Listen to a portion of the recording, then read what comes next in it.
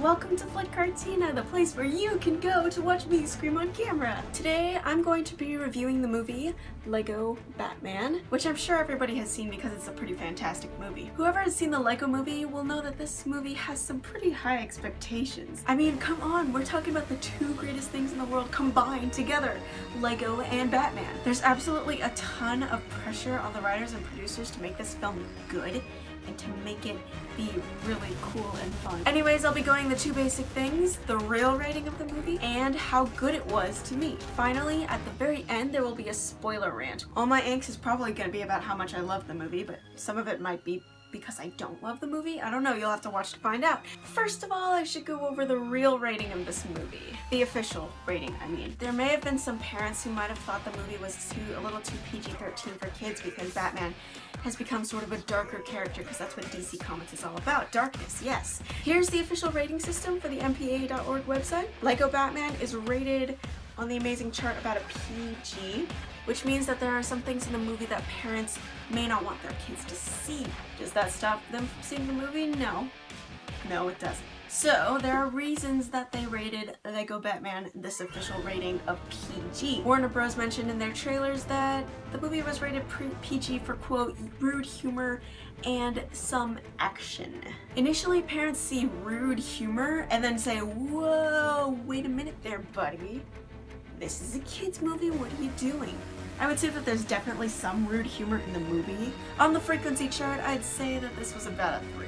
Not totally unnoticeable, but it could still fly over kids' heads, you never know. There are a couple of kids that I know who have watched the Lego movie, and I don't think they've noticed any of the stuff that was really that weird humor-esque. Okay, that's the official rating. My rating is different than theirs. In the Lego movie DVD commentary, Will Arnett mentioned that some of the extended cuts were PG+, so I'm gonna take that definition and use it. Sorry about that little bit of history, guys. I had to say that tiny bit because I don't want Will Arnett suing me.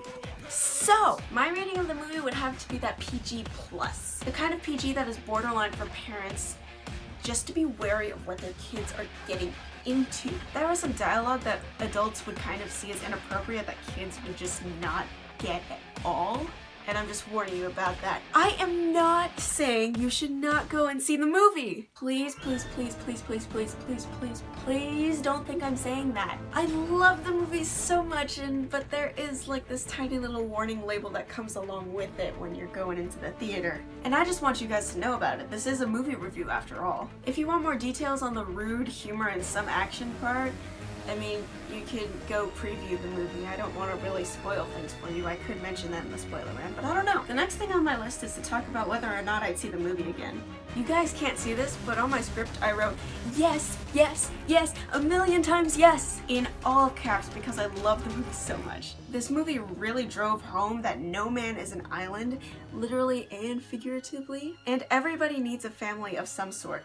Chris McKay developed both of these Lego movies, and I could see the ties that he made between the two movies. Lego movie had that annoying yet so great song, Everything is Awesome, that was stuck in everyone's head for like 5 years. The song had a theme of sticking together, everything is cool when you're part of a team. The song goes along with the Lego Batman movie too. Just saying, I was freaking out about it. I would totally buy this movie and watch it for days. Will Arnett did such a great job with this character, and I think he really brought the movie together along with the writers and the producers. I think they had a ton of fun writing the script too. It was basically all comedy. It was great. To sum this first part of the video up, I have my magical scale of movies. On a scale of Steamboat Willie to Deadpool, how appropriate is this movie for kids? It's like halfway between Tangled and El Dorado, so that's like a 3.6.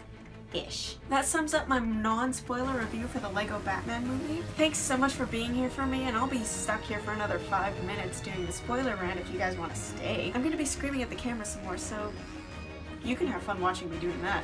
It's very entertaining. Please stay. I have a great time screaming in my room alone. Hope you enjoyed this totally likable video, and I hope to see you again. This was the movie review for Lego Batman. See you guys later.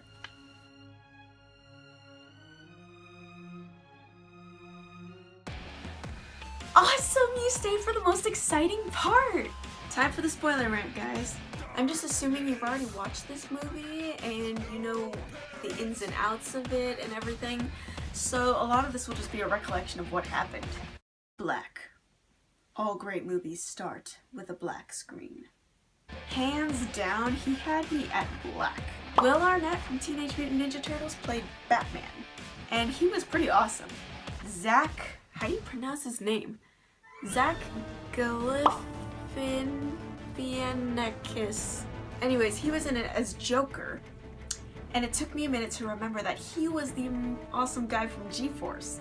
Awesome movie, go watch that one. Rosario Dawson from Daredevil was there. She played Batgirl. Ralph Fiennes from 007 and The Grand Budapest Hotel voiced that sassy butler Alfred. And Michael Cera played Robin. Those were the mainstream actors and I loved all of them. They were the main ones in there, but there were so many great side characters that had great voices and I was totally freaking out about it. The dialogue was so great in between the characters and I just couldn't contain myself throughout the entire movie. It was so much fun. The main actors that were in the movie were just the tip of the iceberg. If you guys watch the DVD commentary of the Lego movie, you would know that some of these really big celebrity and actors played like small parts in the Lego movie. They had like literally 2 lines in the movie.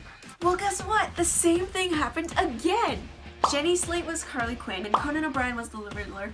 Zoe Kravitz was Catwoman. Kate McCucci was Clayface. Eddie Izzard is Voldemort. Or Voldemort, whatever his name is. Jermaine Clement was Sauron, Adam Devine as the Flash, Mariah Carey as the Mayor, Jonah Hill was Green Lantern, Channing Tatum was Superman, and Billy D. Williams was Two-Face. Okay, let me skip on from the actors to the sad part of the movie. There's that one comment about Dick Grayson's nickname that needs no explanation. Those were the only 2 things that really bothered me about the movie. Let's move on from that stuff. Who else enjoyed the first 30 minutes? After that intense battle with all the villains trying to blow up the city, I was kind of like, what else is there to do? That was great. Well, turns out it got better. The whole plot was kind of predictable to me, but that's okay. Good job, Chris McKay. Don't sue me, please. My mom was even surprised on how well the movie went. The trailers were super funny and entertaining, but there really wasn't a lot to them that gave us a lot of information about the movie itself, which is great. You should totally do that if you're making a movie.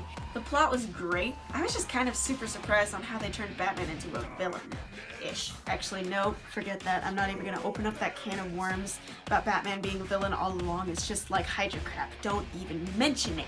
This is too big for me. You know all those supervillains that were mentioned in the beginning? I don't mean all the regular ones like Joker, Killer Croc, and Two-Face. I mean the ones that seem totally ridiculous. I mean guys like Crazy Quilt, Egghead, Eraser, King Tut, Orca, Zodiac Master, Condiment King. Those are all real, by the way. I googled it. Hashtag not sponsored. Super awesome to see all these weird little supervillains coming together in this super awesome movie. I love when directors bring back stuff that no one really knows about. It's cool to see new generations and old generations just kind of come together into one movie. And Batman has a really long lifetime, like 78 years of life. The guy's a legend. I have aged phenomenally. One thing that I super appreciated about the movie was how they referred to Batman as one person, not like different variations. There's that one part in the trailer where Alfred was like, Sir, I've seen you go through similar phases in 2016 and 2012 and 2008 and 2005 and 1997 and 1995 and 1992 and 1989 and that weird one in 1966.